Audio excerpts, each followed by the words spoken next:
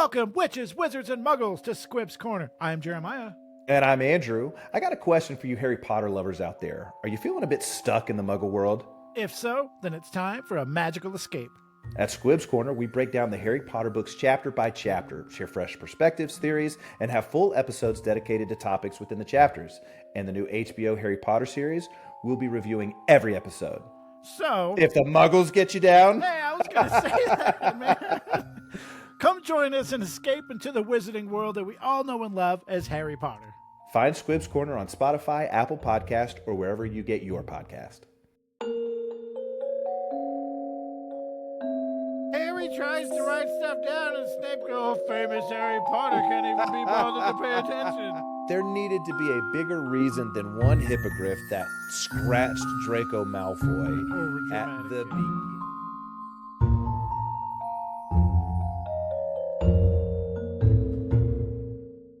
Jeremiah.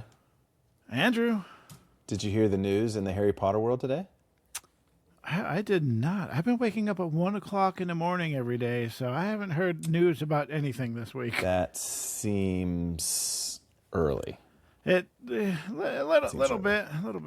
Yeah. The HBO series, Harry Potter series, has hired a new conductor or composer, I guess you would say. A new composer.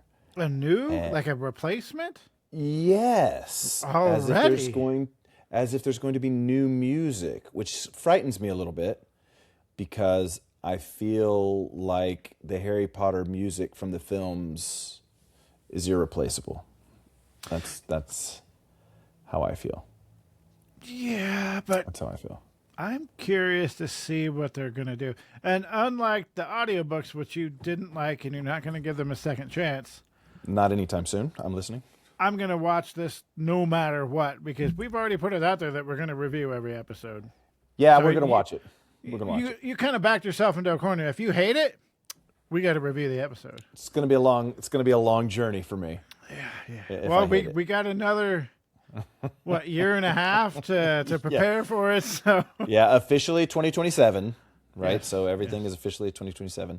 So Harry Potter, if you're a big film guy like I am, Harry Potter, the music is going to be composed by Hans Zimmer, who is easily top three. Definitely in the GOAT conversation of music film, which is crazy. I feel like he could do something good with the music because we have like Harry Potter similar intro-ish. Yes. I mean, you could, man, if you like hyped the music up and made it more dramatic, I think it could get better. But it'll be interesting. That's if you're using the same music, yeah. Yeah, I think that Hans Zimmer will do a great job. I mean, you got to realize John Williams, if you're not familiar with film music, John Williams did the Harry Potter films. Yeah. And he is also top 3. Yeah. All time. So the fact that Hans Zimmer is doing this project is pretty exciting. Well, the fact that they're going to still put that music in it, that's incredible. Yeah, we'll see. Because they don't do that anymore. And it's a big thing to have that music in there. Yeah. Could you imagine, they got rid of the composer. There's going to be no composer in this reboot. Could you imagine? Oh man, it would just drastically change it. Well, and you kind of wonder because everybody, at least those who were around for the first film, are like, well, don't change the music, don't change the castle, don't we love the Hogwarts is Hogwarts, and it's been in millions, I dare say, of pieces of art. Puzzles, sculptures, Universal Studios. It's been shoved down everybody's throats, yeah. It is Hogwarts. So they'll probably make it their own. The music they'll make their own. It'll be interesting to see. If you go into it with the thought process of, well, this is a reboot. This is not the original Harry Potter. This is not the same cast. True adaptation to the books. issues aside, obvious issues aside, Yeah. man, with the CGI, the special effects and stuff that they can do nowadays, I'm expecting a lot out of that. If I'm expecting anything, it's man, they got to knock it out of the park with that stuff. If they do it right, they don't have a choice. if they do it right, it can be a beautiful thing. It can be a beautiful thing. I don't think they have a choice. I really don't. I think they rushed the audiobooks. I really do. Because we didn't hear about it, and bam, all of a sudden here they are. Yeah. I think they were rushed. I feel like audiobooks really don't take. Into it. Yeah, audiobooks don't take a long time to do. They can have people. I mean, they can have the entire cast go into different booths on the same day. But you're right about read their lines about the narrator though. Yeah, again, takes a few times listening to get used to it, but then you. I love her voice. I love her voice. If she did a thing, I was telling my wife this the other day. It's like that narrator. If she did her own thing where she read like bedtime stories where there's like rain in the background, I'd be all over it. But look, even in. Well, I showed you the dramatic difference between the graphic audio of Mistborn versus the drama. And I prefer the one on Mistborn. It's just different voices having the appropriate conversations. Yeah, it fit the scene. That's all I need. Fit the scene, yeah. But you look at, I think I got through Diagon Alley and almost the entire chapter, Hagrid's talking, but you hear thump, thump, thump, because Hagrid's walking down the street. And it's like, I don't need to hear him walking. Did you wear headphones? Yes and no. Wear headphones the whole time. It's way better. I still did not like it with headphones in. Next time you listen to it, I think your expectations will go down a little bit and you'll enjoy it. But see, I want to keep listening to it because you have, like, there are great actors in there that I'm fans of, and I want to hear them. No, the voices are great. Gilderoy Lockhart threw me off, but when I listened again, I went, "Oh, this guy nailed it." You know, it's Kit Harington. Around. Yeah, right. Well, it's the second go around where you're like, I see. Okay. Oh, yeah, I see it now. The first time, the worst thing. You have an image. The worst in your thing head. for any remake. Because listening to these books, take.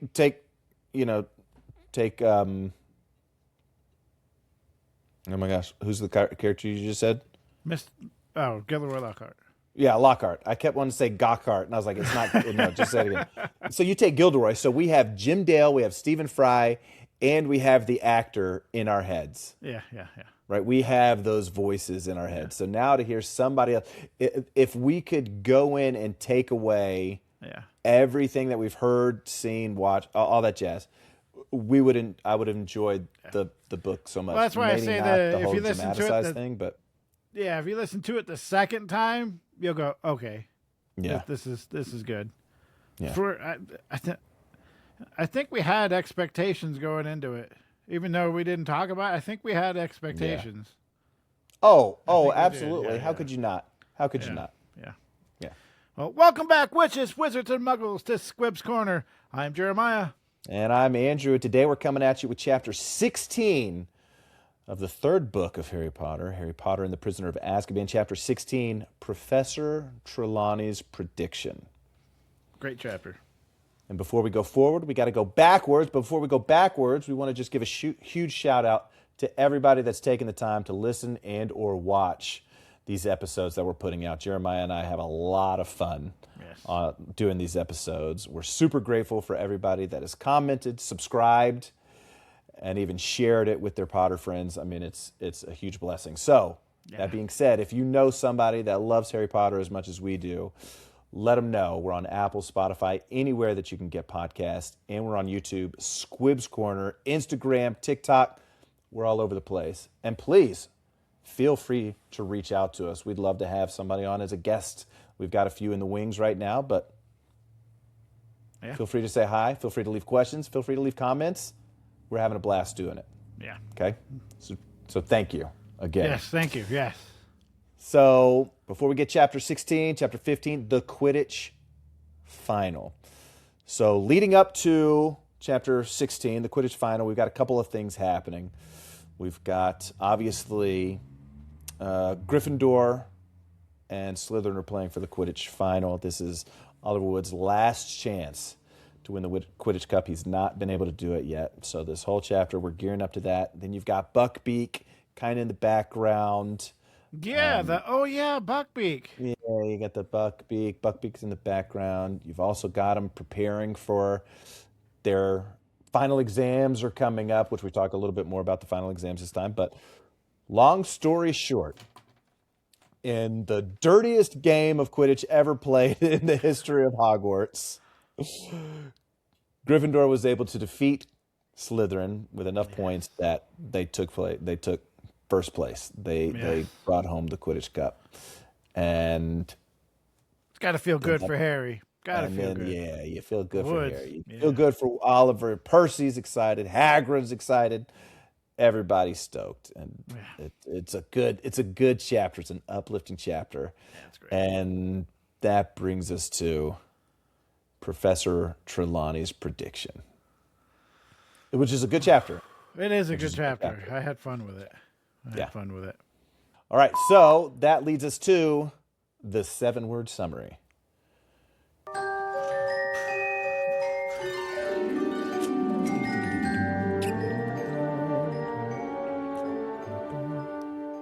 Mine's going to have to be edited in post. You sneaky little son of a... Okay.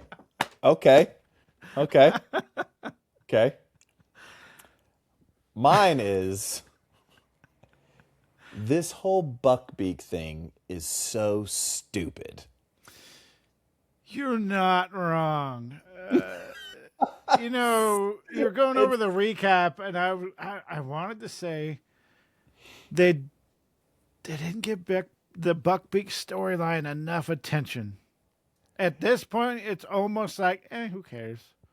I'm not even talking about the storyline. I'm just talking about the whole story of what's going on with Buckbeak. I think it's so stupid. Yeah, she could have done a better job of telling that. Yes. The whole story of him, yeah. Yeah. And I'll get like I said, until last chapter, I forgot about Buckbeak. Yeah, it's very much in the background. Yeah. Very much in the background. Yeah. And what did you say? I cut you off, sorry. No. When we get to the Buckbeak part of the chapter, I'll go over some of my grievances with the Buckbeak situation. All right. Now we'll get into the 7 chapter notables, and I have to be honest, this was very hard. I'm not sure that there were 7 chapter notables in this chapter, but I made it work. Sometimes it's a challenge, and sometimes there's 13 of them. Which 7 do I pick? Yeah. So I did my best. Maybe you listeners can be the judge of this. I'll be right there with you, listeners. Yes. Number 1, OWLs. Number 2, NEWTs. Number 3, Hermione's class schedule is impossible. Number 4, Trelawney's prediction. Oh, you never would have guessed that one was going to be on there, huh? Number 5, Fudge is at Hogwarts with who? 6, is Lucious Malfoy making threats? No. No, not him. He would never. Not like he did in the last book. Not at all. He's turned a new leaf. Jeez. Number 7. But wait, I thought Crookshanks ate. Oh, that's what you thought, Jeremiah. That's what I thought. That's what you thought. I didn't think it. I already knew, but maybe the first time. The first time, it's pretty convincing. All right, so the first paragraph, Harry's euphoria at finally winning the Quidditch Cup lasted at least a week. Even the weather seemed to be celebrating as June approached. The days became cloudless and sultry, And all anybody felt like doing was strolling onto the grounds and flopping down on the grass with several pints of iced pumpkin juice, perhaps playing a casual game of gobstones or watching the giant squib propel itself dreamily across the surface of the lake, which sounds amazing, and I don't remember anything about a squib or squid. Squid. The giant squid? Yeah, I don't remember that. It's been mentioned several times. Yeah, there's a giant squid in the lake. Maybe it's because I watched the movie so many times because they don't mention it. Is it not in the movie? I don't think it is. I've watched each movie at least one time. Yes. And or twice, because you got to watch it for the podcast now. That's right. I've watched movies 1 and 2 recently. Yes. Okay, so yeah, obviously everybody except for Slytherin is still riding high on the outcome of the Quidditch game. Literally everybody. Yeah. Hufflepuff and Ravenclaw. And Ravenclaw super happy that it wasn't Slytherin again. So it's a beautiful thing. But right away, the chapter jumps into its test-taking time. Right, we're at final exams, and the first one that we talk about. So you have years 5 and years 7 take specific tests that the other years don't take. So they've all got final exams. Obviously, the third years have been. What was your thought of this being brought up so soon? Because Harry, Hermione, and Ron, third years. Yeah, I don't know. I think it's, when you look at the OWLs, okay, an owl, ordinary wizarding levels, the newt, nearly exhaustive wizarding test, it's kind of another little cheeky thing. Yeah. That she puts in there.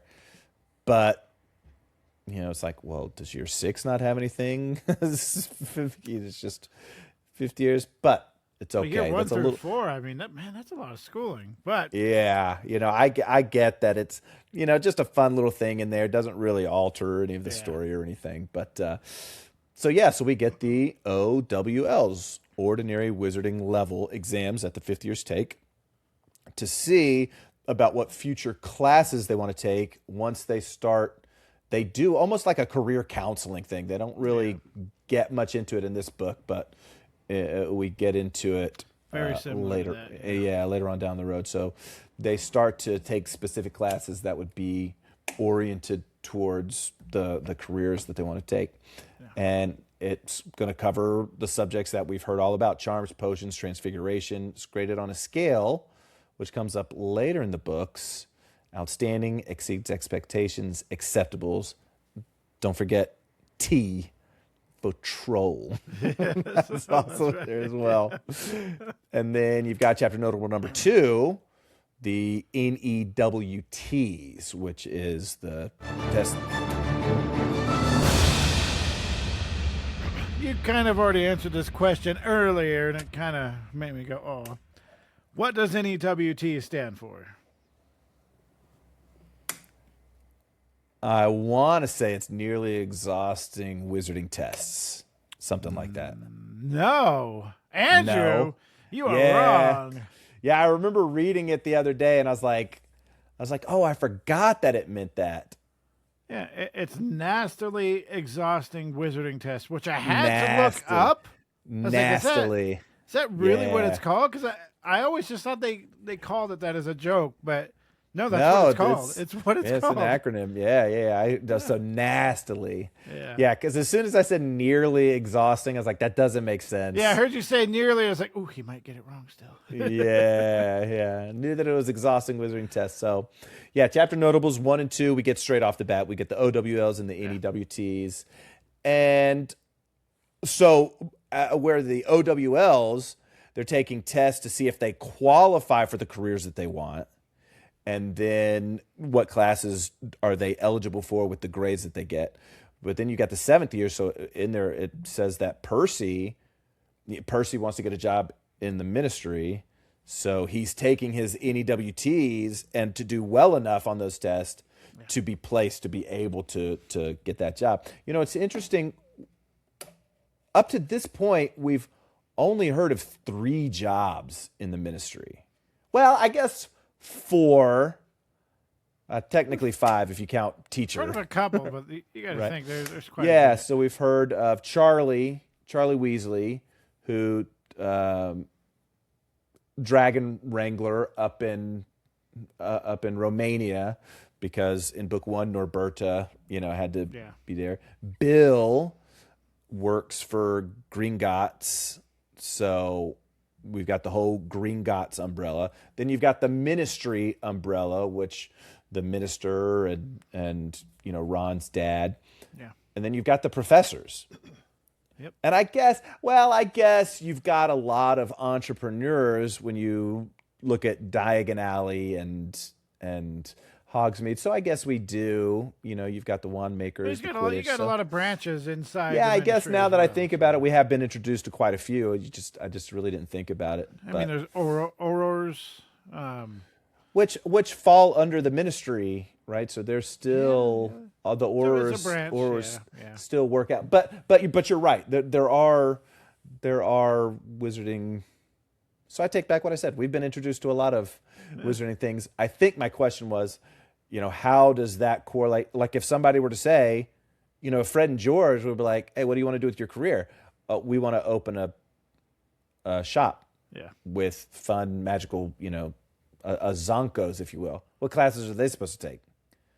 It's like, okay, we'll just keep taking charms and transfiguration, or maybe you go into like extra charms, right? It's something a little more. Well, they're so specific creative. Yeah. I mean, So it would be neat. It would be neat to see. Yeah. Yeah.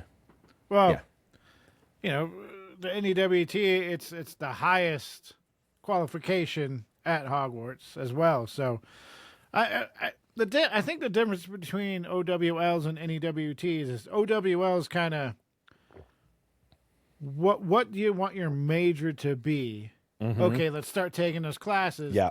And then the NEWT would basically, which is kind of nice. It's kind of like a placement. Like hey, like you're pretty much there. If you finish, we're gonna place you in your job, which is man, that's great. That is great. Yeah. But I'm wondering, because when you look at what Percy does, and if you've not read the books or watched the films, Percy does work for the Ministry of Magic, but he does so in a non-magical capacity. He does so in a pompous kind of way. He basically becomes very arrogant. A paper pusher. Yeah. So what classes are there? Classes at Hogwarts for he like was organizational trying to get up skills? the ranks so quick that he was just gonna do the grunt work. Yeah. Yes, sir. Yes, sir. Yes, sir. Right. Yeah. He's the yes man. So I mean, but I could see with Arthur, when Arthur was in school, what do you want to do? Muggle. I love Muggles so much. Okay, cool. We have, if you're going to be in the misuse of Muggle artifacts, you need to learn more about Muggles, and then you need to do counter jinxes, different things like that. I could see that.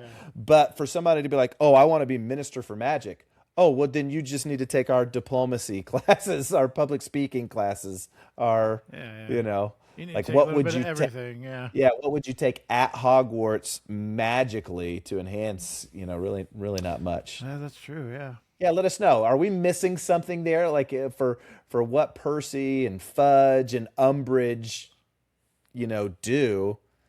What? I mean, I'm sure there's a lot of magic involved, but it's not displayed, right? Sure. So, Yeah, maybe you're right. Yeah. That's food for thought. We're just getting deep. We're just getting deep into the wizarding world of Harry Potter. That's all it is. We have to. And we're just going to get deeper and deeper, man. I was talking to someone today, and shout out to Torch again. It took us, so we've been public with the podcast for about 1 year and 2 weeks. Yeah. But it took us, I think by the time we get done with this book, 1.5 years to get through the first 3 books. Probably October, think, November-ish. Yeah, I think from here on out, it's going to take close to a year just to get Close through to a one year book. per book, yeah. Yeah. Which I'm here for it because, man. Well, and what I details that are love gonna be about it, involved, ugh. what I'm excited about the podcast because the story gets deeper. Yes, I Lots can't of wait. layers in the stories. To be able to talk about those in the episodes is going to be a lot of fun. Well, and then we can kind of break it up too, right? Once the HBO series comes out too, so that's we have kind of two different things to talk about. I mean, they're all the same, one and the same. But Absolutely. yeah, it'd be kind of nice. So, if you've been following along, we've been talking about Hermione's class schedule quite a bit. So, to put it as a chapter notable seems a little redundant, but Again. well, that's the whole reason for a chapter notable. Pay attention to this, right? So we get to chapter notable number 3. This time we actually get a glimpse of her class schedule. And I got to say, Well, this is her exam schedule, right? We get a glimpse of her exam schedule. I think it's either the exam or the class schedule. But Yeah. either way, Because it's they're impossible. going over their exam schedules. Yeah. So Monday, 9 o'clock, arithmancy. Monday, 9 o'clock, transfiguration. Lunch, 1 o'clock, charms. 1 o'clock, ancient runes. And Ron thought she'd copied down her schedule wrong, but she told him no, it's correct. While she was completely distracted looking through all her books. And I love that Ron and Harry were like afraid to ask her about it because she's like so on edge. Yeah, she kind of And looks even when like, they did- no, of course they're right. Yes. Is there any way that we can ask? No, there's not. Have any of you seen my remuneration book or whatever it was that she was looking for? Yeah, and we get to ancient ruins. I'll talk about it a little bit down here because, yeah. And so, as if that wasn't weird enough for you, they got a letter from Hagrid about Buckbeaks' appeal being on the same day that they finish their exam, which is the 6th. But that's not the weird part because, well, they're doing the appeal at Hogwarts.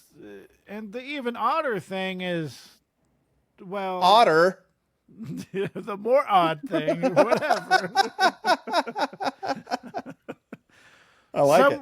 Someone from the Ministry of Magic is coming with an executioner. So it seems as though Draco and Lucious Malfoy had some heavy sway with the committee for the disposal of dangerous creatures. Yeah. It's interesting that the Minister for Magic himself is coming. Yeah. And To you're like- Hogwarts. Yeah, of all places. Like, shouldn't you be more concerned about Sirius Black? Just Well, he does number mention, one. like, Isaac had to come here and, do some serious black business. I thought, yeah, so he's there, and they're bringing an executioner there. It's just all. That's just the beginning of my grievances that you'll hear them. Yeah, okay, I'm ready for him. I want to hear him. Well, You better not we'll bring it forget. up. Oh, I promise you, because we end with Buckbeak, right? The chapter ends with Buckbeak, so we get to talk about it. So, what really sucks? With Buckbeak, it gets more interesting from here. So Yeah, exactly. the story gets better. Yeah. So the appeal is because the appeal is the last day of exams and the way that the security measures are, there's no way of them to be able to get to exams. If they're not doing an exam, they're studying for another exam. And everybody around the school, they're talking about how their tests are going. That's chiropractic school, like all over again. Everybody, That's every what'd you school. get? Yeah. What'd you put? And- I put A. Oh, you put C. Oh man. Yeah. Oh, that's the worst. Purple. The purple. That wasn't even asking about colors. How could you put purple? But it turns out Hermione was right. Flitwick did test them on cheering charms, and it says in the book that Harry slightly overdid his out of nerve. So now we learn that. I don't know if we see this in the first 2 tests. Let's see. Exams were canceled. And then Harry didn't have to take his exam. So this is really the first exams that we're seeing. So we see that there are practical tests Yeah. that the wizards get to take, which that is exciting to me. Like maybe that, it was book 1 that there were which book was it that the exam? Well, were remember book canceled? 1, Harry Because I remember us talking about, was there practical exams? I just can't remember which book. Yeah, I don't know if we've seen them yet. It might have been book 1 then, since maybe. So anyway, so Harry slightly overdid his cheering charm. Ron ended up in fits of hysterical laughter and had to be taken out of the classroom for an hour so that he could be able to do the charm himself, which feels to me premeditated on Ron's account. Be like, yo, I need to see you do it, but just overdo it because I need to like. Right. I feel like that might have been a plan. I need a minute. I'm not ready. Yeah. So it looks like Transfiguration was first on Monday, and they had to turn a teacup into a tortoise, followed by Charms the same day after lunch, which was obviously the cheering charm and maybe something else. Care of Magical Creatures was Tuesday morning, which Hagrid was so depressed with everything that's going on with Buckbeak, and obviously everything, his class just kind of turned to rubbish after all that. Yep. That all they had to do was keep a flobberworm alive. And as long as the flobberworm was alive, at the end of class, they got an A. And Man, the book talk says... about, like, just relaxing. Like, oh. Yeah, that's what the book says. Like, as flobberworms thrive best when left alone. It was the easiest test that they'll ever do. And so Potions was also Tuesday in the afternoon, and it looks like they had to make a confusing concoction, which is the actual name. And I'll talk about Potions later. All right. So astronomy, that test wasn't mentioned. And then Wednesday morning was...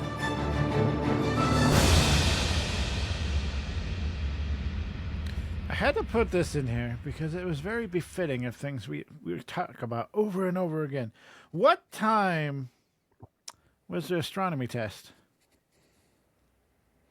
Usually astronomy is at like midnight. Yeah, it was at midnight. Yeah. Usually their astronomy is exams are at night. Classic Hogwarts. Classic Hogwarts. Yeah. Because Wednesday why not? morning. Yeah. Wednesday morning astronomy. This one was about witch hunts, which feels like it should be more of a history of magic thing. Wednesday afternoon herbology. Also, the test wasn't mentioned. Then Thursday morning was defense against the dark arts. And I'm going to take this one directly out of the book because it said that it was the most unusual exam any of them had ever taken. So it was a sort of obstacle course outside in the sun where they had to wade across a deep paddling pool containing a Grindylow, cross a series of potholes full of red caps, squish their way across a patch of marsh while ignoring misleading directions from a hinky punk, then climb into an old trunk, which just sounds weird, and battle with a new boggart. Which Harry seems and Ron. fun. All of that seems kind of fun, actually. Yes. That seems Harry fun, and Ron yeah. did just fine with this, but now we find out what Hermione's boggart is. We never got to find that out. I thought about making it a chapter notable, but it kind of Not really. Yeah, not really a chapter notable. It makes too much sense, right? Yeah. So it's Professor McGonagall telling Hermione that she's failed everything. It's great because you don't for 1 second doubt that. Yeah. And I would love so being realistic, we've talked about the HBO Harry Potter series. I can't wait to see a scene like this. We didn't get this cinematically with the films. Yeah. Right? We didn't see anything. Because in your head, you're thinking like, oh, well, how difficult is it to go through a mud puddle and not get lost by a hinky punk?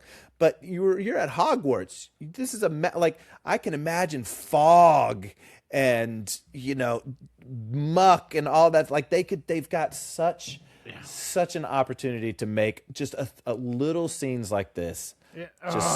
Super cool. Could be super cool. And this is a scene where they could add to it. No. Right? Yeah. You could see multiple students doing it. What did Seamus do? What did Neville do in this exam? Cool. Like, it would be so much fun to see something like this. I don't think because it's such a throwaway. it's just a couple of paragraphs out of an entire book. But it and just legitimately, sounds so great. I mean, yeah, legitimately, we're getting 10 to 12 episodes, maybe. well, and if they go into this with the thought like Lupin is a fan favorite, they should include. Oh yeah. That would be cool. Now, after classes, they go back to the castle and find out that chapter notable number 4, Cornelius Fudge is there, which Fudge has no idea that the trio have been helping Hagrid try to win Buckbeaks' case because, well, he tells Harry that I'm here on an unpleasant mission, Harry. Yes. He does kind of have a nasally voice in the movies, Yeah.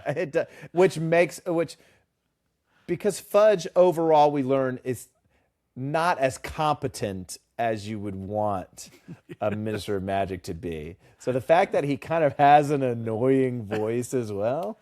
Bad business, Harry. Bad business indeed. You know, he like it's such a good voice. Like he's unsure of what he's saying. Yeah, I think you're exactly right. Because remember, was it in book 1? Hagrid's like, the Minister of Magic is sending Dumbledore letters daily. Yeah. You know, asking him his opinion on things. Yeah.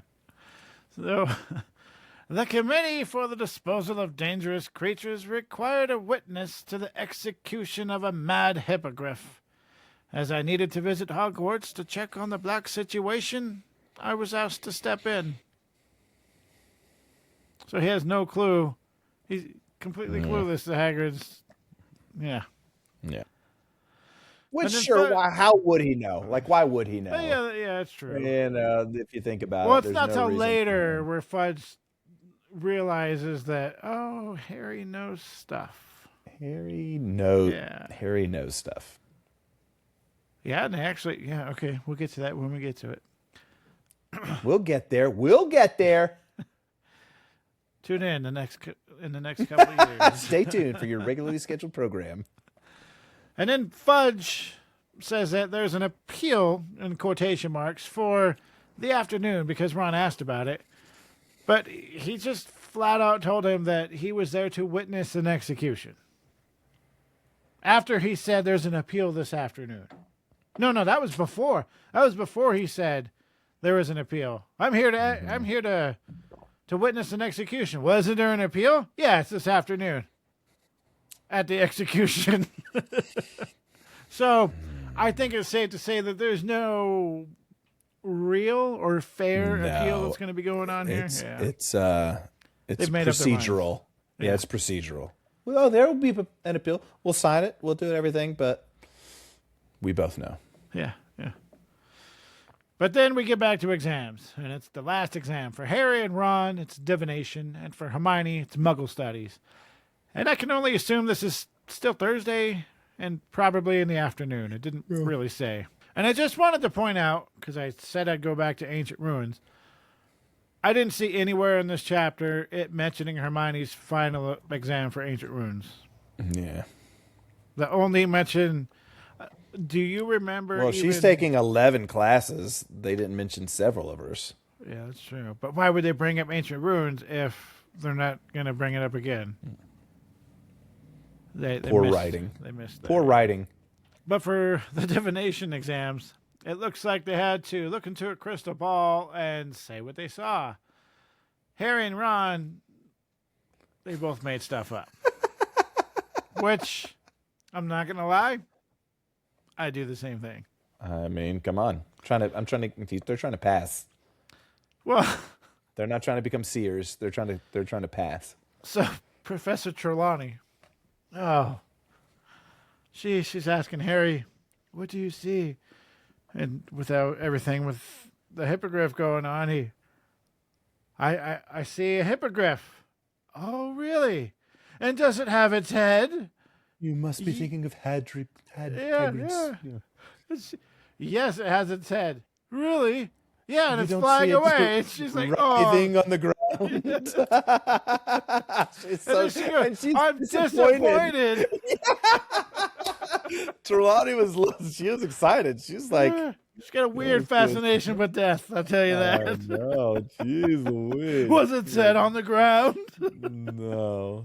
And then No? she's like, oh, this is very disappointing. "Dear, disappointing, but you tried, And so then, they're putting stuff. I think Harry, it sounds like Harry was the last one. Like everybody had gone up. He's the last for a lot of things, it seems like. Yeah, he was the last one. So they're putting stuff away. Harry gets up to leave. And then chapter notable number 5, he hears Professor Trelawney speak in a voice that he's never heard her speak. I wish we'd see. Okay, here's what it said. The book says Professor Trelawney went rigid. Her eyes were unfocused and her mouth was sagging. She didn't seem to hear him. And her eyes started to roll and she looked like she was about to have a seizure. And then she spoke again. In like a very commanding voice. So she goes, "It will happen tonight." And Harry's, sorry? Yeah, but she doesn't hear him. "The Dark Lord lies alone and friendless, abandoned by his followers. His servant has been chained these 12 years. Tonight, before midnight, the servant will break free and set out to rejoin his master. The Dark Lord will rise again with his servant's aid, greater and more terrible than ever he was. Tonight, before midnight, the servant will set out to rejoin his master." So the book says again, Professor Trelawney's head fell forward onto her chest. She made a grunting sort of noise, and Harry sat there staring at her. And then, quite suddenly, Professor Trelawney's head snaps up. And she's like, "Oh, I must have dozed off. Oh, I'm sorry, dear boy. The heat of the day, I drifted off for a moment." You just told me that the Dark Lord is going to rise again. That his servant's going to go back to him. And then she got mad at him. She said, "I would certainly not presume to predict anything quite as far-fetched as that." The prediction is great, and Dumbledore kind of brings it up later, and it's pretty funny. Yeah, he brings it in. I've got a little grievance with this prediction as well. You want to air it out? Or are we waiting until It's the a end of the spoiler, right? It's a spoiler, so I'll do it at the end of the chapter. So, naturally, Harry went to tell Ron and Hermione, but another letter from Hagrid somehow put what just happened out of his mind. And I got to tell you, that wouldn't have happened so easy for me. Not at all. I would have been like, shush, shush, shush, shush, shush, shush. We can read, shush. Yeah. We can read your letter in a minute. Here's what just happened. Yeah, but Harry's just like, we're going to Hagrid's. Like, yeah. Or maybe he was so upset about what he just heard, he's like, I don't want to think about this right now. Let's go see Hagrid. Yeah, maybe. I don't think this chapter. But Buckbeak lost, and to be honest, the appeal was BS, and we all knew he would lose. The writing was on the wall. The letter said, "Lost appeal. They're going to execute at sunset. Nothing you can do. Don't come down. I don't want you to see it. Hagrid." Mind you, this was all spelled correctly and had proper grammar as well, which that's actually notable to point out, like how sad Hagrid was. He didn't have that dialect to anything. So, and 50 points to anybody that could properly guess what Harry decided to do at that moment. What, Andrew? Without looking at the script. He decided to not do that. He decided, I'm Harry Potter. I feel like some rules should be broken. You told me not to do something? Let's go do it. Bet. That's what the kids say now. Bet. Yes. But Ron had brought up, well, that's at sunset. They're never going to let us out. Actually, Ron, sunset seems to be a very popular time for the students of Hogwarts to be outside of the castle.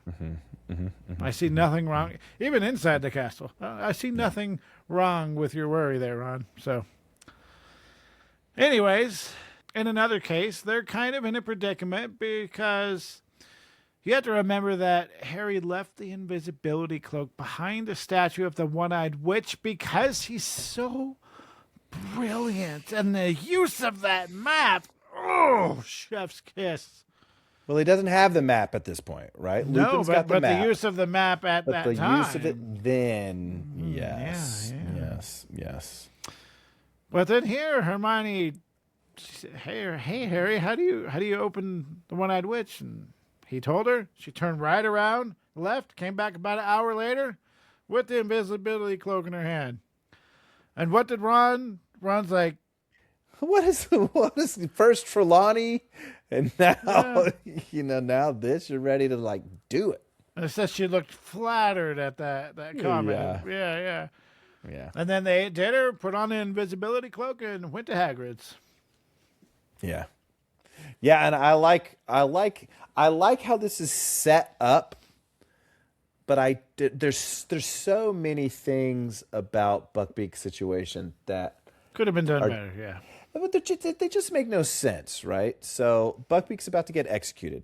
Hagrid has this immense liking for magical creatures, and he's devastated. Obviously, he loves Buckbeak. Buckbeak is a kindred spirit to him.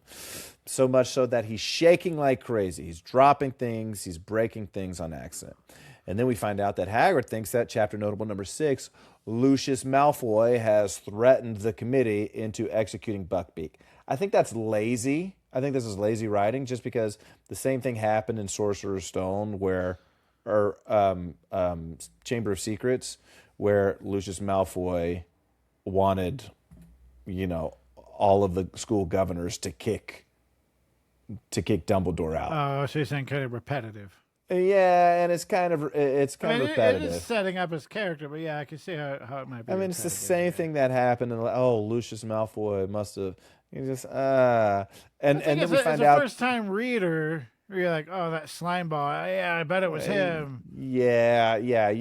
Sure. Yeah.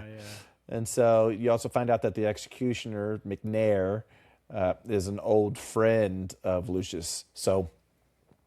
So if you've been following along, we talk quite often about the relationship between Dumbledore and Hagrid. And Hagrid said that Dumbledore had sent a letter saying that he's going to come down to be with him while this is happening. And even Harry and Ron, they're like, well, there's got to be some way that they can reverse this. Dumbledore's got to do it.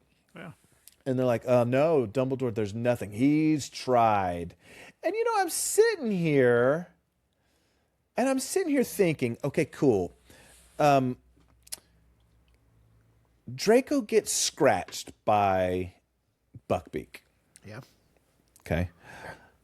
Hagrid, let the hippogriffs go. Let them go. Yeah, but then there's no story. Tell them to go away. I mean, there could have been a different story. They're not going to go. They're not going to go after a herd of hippogriffs. Yeah. Okay, so let's say he's not going to let them go, because he even mentions in there, like, how do I tell a hippogriff to go into hiding, that he's a wanted hippogriff? Cool. The most powerful wizard in the world is also the greatest at transfiguration in the world. So, Dumbledore, there's nothing that you can do to save Buckbeak's life.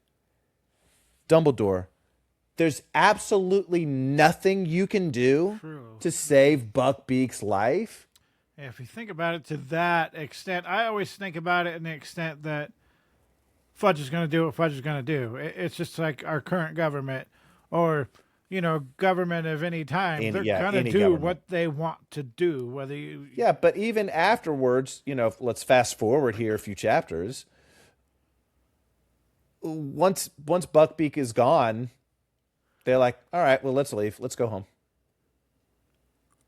They don't care. And other than McNair, who wanted to kill something.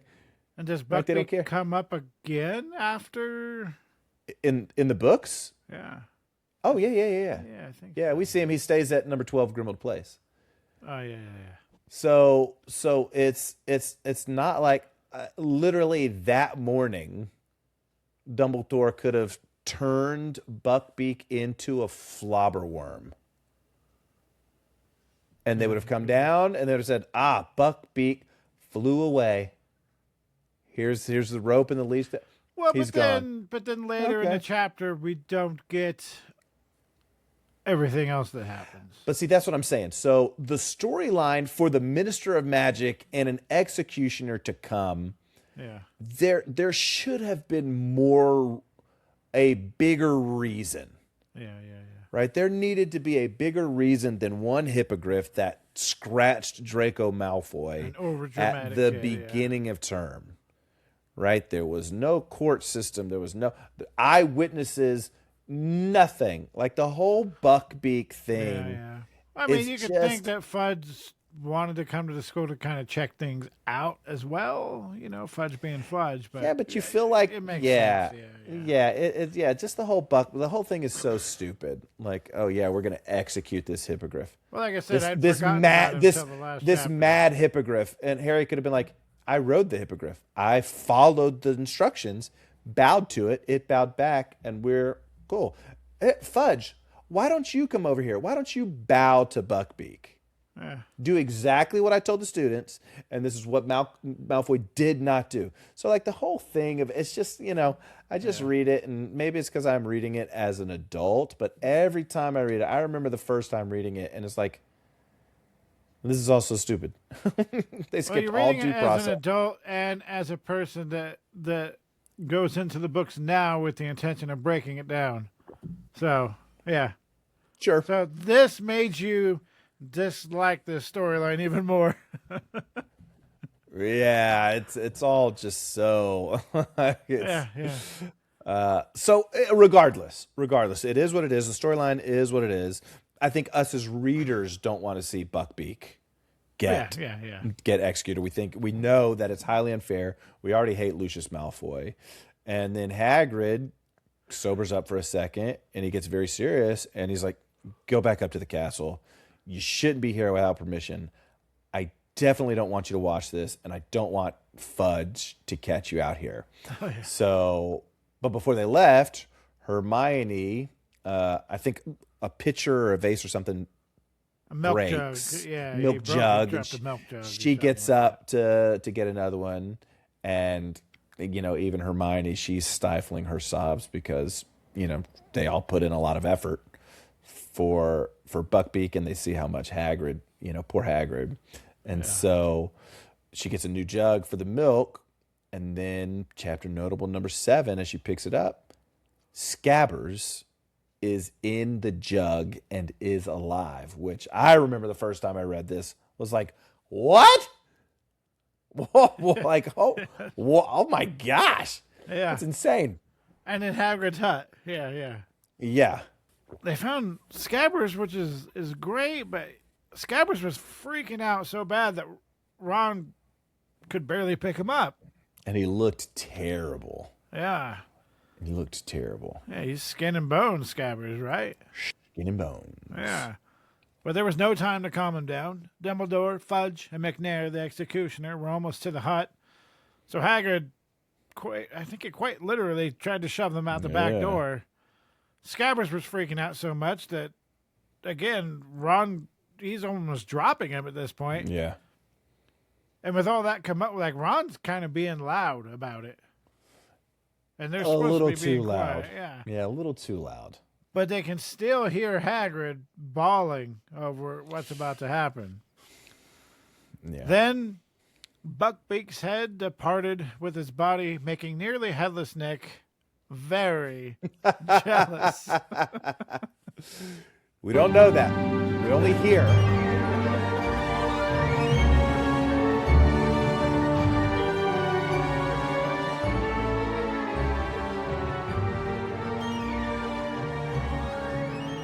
I'm just kidding. That didn't actually happen. I mean, it did, but We Nick assume. wasn't jealous. Yeah, right. Well, We assume that that's what happened. We hear the axe go down. We hear a thud. Hermione gets a little unbalanced, and then I could just hear nearly headless Nick, like, "Oh, how fortunate that your head departed of your body fully. It must be nice." if only McNair would have been there when it was my time to go. But this chapter, it was a real, to me, it was a real fun chapter to write out. I don't know if it had anything to do with me waking up at 1 a.m. all week and then finally being able to sit down and write it out. But Brutal. yeah, I had a lot of fun with it. Just the Trelawney, that's disappointing. Well, and it's also exam week. Yeah. Everybody can identify with taking exams. Yeah. So relatable is Harry Potter. Yeah, so relatable. And the Trelawney thing, like we've seen her make predictions, inconsequential predictions. But then this, in a different voice, in a different tone, in different mannerisms, like this is different. This is something that needs to be, definitely looked into, unless there's a letter from Hagrid about Buckbeak. Yes. So I want to hear your grievances. Let's hear them now. Spoiler alerts. Spoiler. Well, so this isn't really a spoiler alert. This is about potions. All right, let's get into it. And I've meant to say this many times during our podcast, but I haven't really talked about it.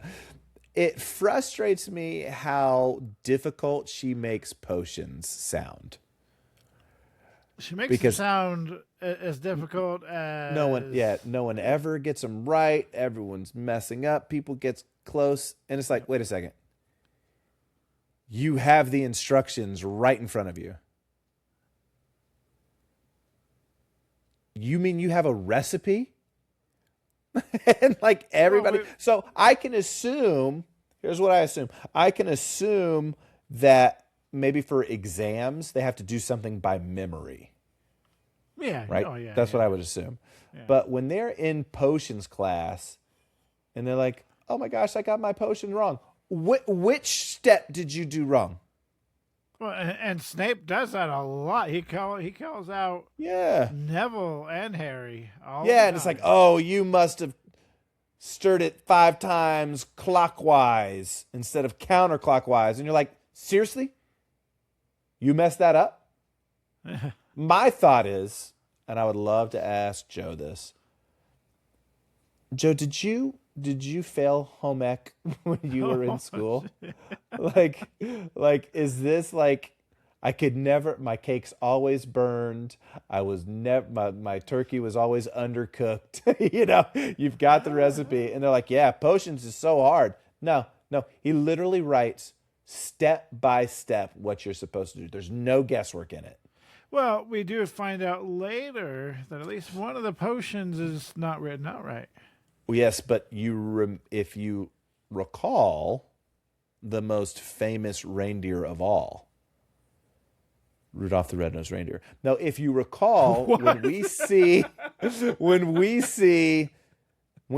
really is thought teaching, you were going somewhere with that. When Snape teaches, he writes everything out on the board. So he's writing the instructions. Well, Harry tries to write stuff down, and Snape goes, famous Harry Potter can't even be bothered to pay attention. Bro, I'm trying to take notes. Yeah. So I always roll my eyes. And so much so that my younger brother, who's been on the podcast, he's either reading or watching. I think that he's reading them right now again. And he literally texted me today saying this same thing. And I was like, bro, every time they're in potions class and somebody's like, I can't get it right. It's like, it's literally, there's no, you don't have to focus. I could understand you mixing up clockwise and counterclockwise. Okay. But all the other steps? Yeah. Anyway, inconsequential. Inconsequential, but I always laugh at that. Yeah, it's a good little gripe. Anything else? No. Right. That's too much griping for one chapter. For a chapter that I really do enjoy. It was a good chapter. I mean, like, I really do enjoy the chapters. Yeah. And but there's just little things that, yeah, as complex as J.K. Rowling made the story. Well, it gets better and better. If it was airtight, that would be just. I'm hoping as we get deeper we don't disappoint ourselves like we kind of did with this book. No way. Well, thank you all for listening, and join us next time for chapter 17, Cat, Rat, and Dog. And if you haven't yet, we asked you to in the beginning, but if you haven't, you have a second chance to hit that follow button.